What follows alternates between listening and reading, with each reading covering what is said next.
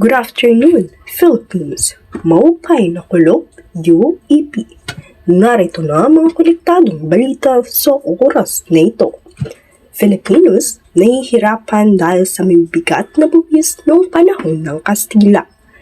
Noong panahon na iyon, maraming buwis ang ipinapataw sa mga Pilipino.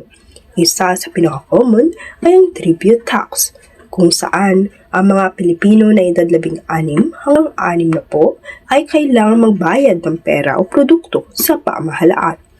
Makakasama natin live si Flora May.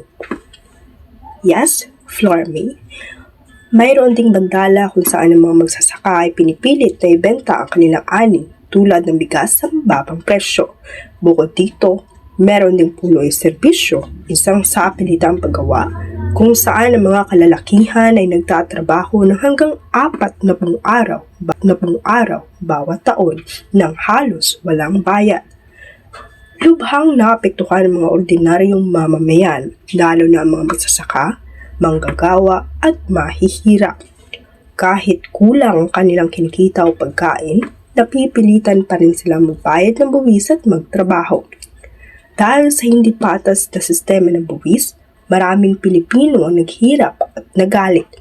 Nagkaroon ng mga reklamo, pagtuto at pag-aalsa laban sa mga Kastila.